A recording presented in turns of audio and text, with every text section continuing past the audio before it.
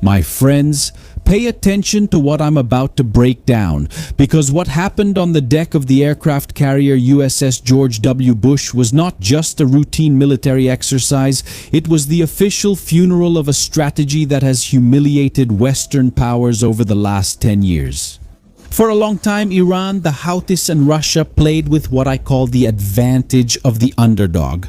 They used disposable drones made of plastic and lawnmower parts costing just $20,000 to force the United States to spend interceptor missiles that cost $2 million each. It was a losing equation.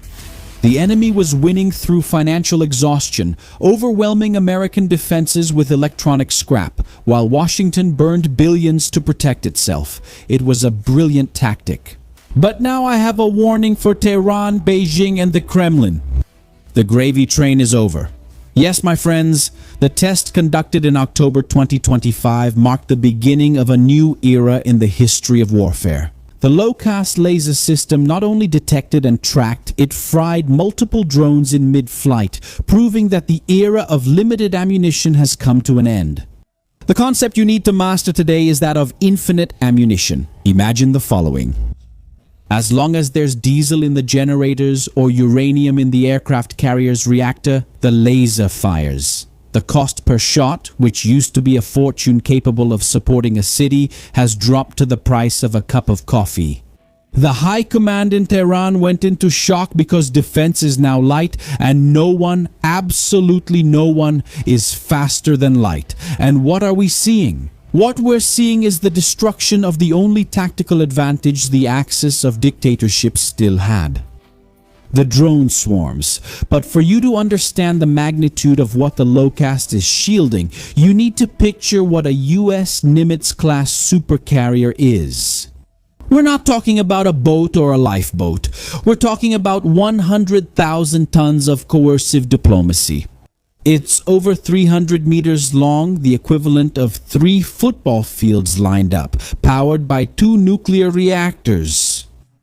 They generate enough energy to supply a city of 100,000 people for 25 years without needing a single drop of external fuel. It's a floating steel city that takes the American sword anywhere in the world, projecting power wherever freedom is threatened. Inside, almost 6,000 sailors live and work. It's a complete ecosystem. Hospitals, desalination plants that turn seawater into drinking water, and officers who manufacture spare parts right in the middle of the ocean. On its deck lies the crown jewel, the squadrons of F-35C and F-18 Super Hornet fighter jets. These machines are the pinnacle of electronic warfare. They invade enemy airspace, blinding radars, destroying communication systems, and neutralizing anti-aircraft defenses before the first missile is even fired. As we saw recently in Iran, when these fighters take off, enemy territory becomes wide open for strikes on strategic targets. But here lies the paradox. This $12 billion structure, which carries the pride and reputation of a superpower, has become the most targeted object on the planet. The size that commands respect is also what makes it easier to target. The enemy knows they can't defeat the United States in a direct conventional fight, so they bet on humiliation. Can you imagine the global impact if a terrorist group or a failed regime managed to sink a nuclear aircraft carrier using a drone that costs only $20,000? My friends, it would be the end of the era of American power projection. The financial cost would be immense, but the damage to reputation and morale would be the end of the empire. That's why low-cost isn't an accessory, it's the ultimate shield. It protects the crown jewel from a lucky enemy break, ensuring that $12 billion technology isn't defeated by electronic scrap. Now let's dive into the anatomy of this technology. The big secret here isn't just the power, but the versatility. The system is palletized, which means it's platform agnostic. They can put this laser on a jeep at the border, on an infantry truck in the desert, or on the flight deck of a supercarrier just as easily as you install an accessory in your car. It's modular, agile, and above all, lethal. But what really keeps enemy generals up at night is its eagle-eyed vision. The low-cost system doesn't rely only on conventional radars that can be fooled by jamming. It has a turret equipped with electro-optical cameras and ultra-high-definition infrared sensors. It tracks the target through smoke in total darkness in the Strait of Hormuz and even in the roughest seas. There's nowhere to hide. And when the system locks onto the target, it fires an invisible beam of light that fries the drone's electronic brain, melting circuits and optical sensors before the enemy operator even realizes they've been detected. You don't need a nuclear warhead. With a power output of up to 26 kiloballers, it's enough to turn a reconnaissance drone or a suicide drone into a ball of fire in a matter of seconds. It's the invisible predator. It doesn't make noise, it doesn't miss the target, and it doesn't need refueling or ammunition. Now connect the dots with me. Why is this technology not being tested only for distant wars? The Lowcast is already operating on the southern border of the United States in El Paso, Texas. If it is capable of protecting American sovereignty against the surveillance drones of drug cartels, imagine what it will do when positioned at the heart of the conflict in the Middle East. Admiral Derek Audley, the highest-ranking officer in the Navy, was categorical. He is tired of seeing his crews spend sophisticated missiles on low-value targets. His goal is to make the laser the first line of defense. The reality in Wakrua behind that number is that the directed energy system is the ultimate insecticide against Tehran's pests. Iran bet everything on its ability to overwhelm Western defenses with sheer volume. They thought that if they sent enough drones, the United States would run out of missiles by drone number 101. But Lowcast, number 101, number 200, and number 1000 will meet the same fate: incineration. Trump's technological stranglehold is taking away Iran's only tactical advantage. The war of the 21st century is showing that money isn't infinite. And Washington has learned through experience that the best way to defeat a cheap threat is with an even cheaper and infinitely faster defense. The enemy is technologically stuck in the last century, trying to throw stones at those who control lightning. But is Lowcast just the beginning? To understand tomorrow, you need to look at the new Trump-class battleships, which I've already covered here on the channel, and I'll leave a card here so you can get to know this beast up close. President Trump understood that the Navy of the future can't be held hostage by the slow and expensive logistics of missiles.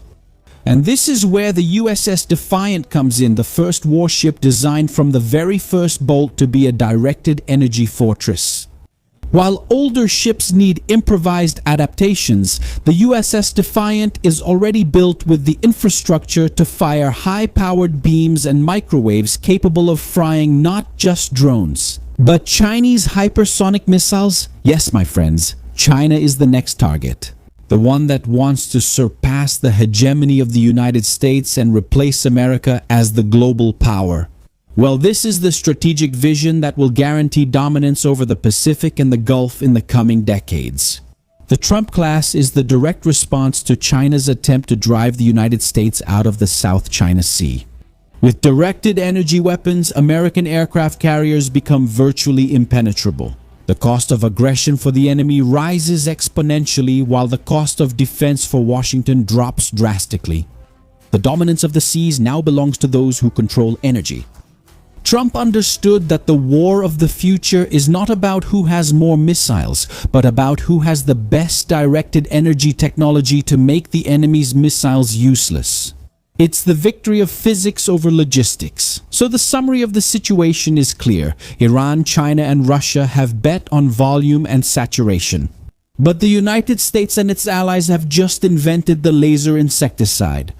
The geopolitical chessboard has reached a new level, and those who don't adapt to the era of directed energy will be wiped off the map.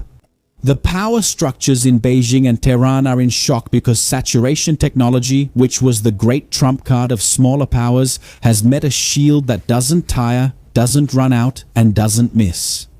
But that's just the surface of what the Pentagon is hiding behind the scenes. But that's just the surface of what's happening behind the scenes at the Pentagon and Area 51. There is quiet coordination over how these weapons will be used to redraw the world's borders and ensure the sovereignty of the West. And I've prepared a complete breakdown of this on our exclusive platform. There you have access to uncensored analyses. This one is more important. With raw data and maps that the algorithm doesn't allow us to bring here, it's your roadmap for understanding tomorrow before it happens. This is very important. We already have more than 3,000 subscribers who sponsor our resistance and ensure that the truth continues to be told independently. The QR code is appearing on the screen now. The link is in the pinned comment and description. So come be a part of this community that keeps growing. And if you, just like me, want to protect your perspective and your family's perspective from indoctrination that has taken over entertainment, check out our movies and series channel. There we give tips on real productions that strengthen character and values, completely free from woke culture and whining. And most importantly, without hidden agendas. It's the perfect place for tips on safe, high-quality things to watch with your kids. The link is also here in the cards and right below. Now I want to know your opinion. What do you prefer to defend our freedom? A $2 billion missile that can run out, or a laser beam that costs $2 per shot and has infinite ammo? Leave your comment down below. When is Brazil going to have a toy like this, huh guys? Don't forget to subscribe to the channel. Leave a like on the video and turn on notifications so you don't miss any of our breakdowns. Shield your mind. I'm Shimon Oliveira and I'll see you in the next video. See you then.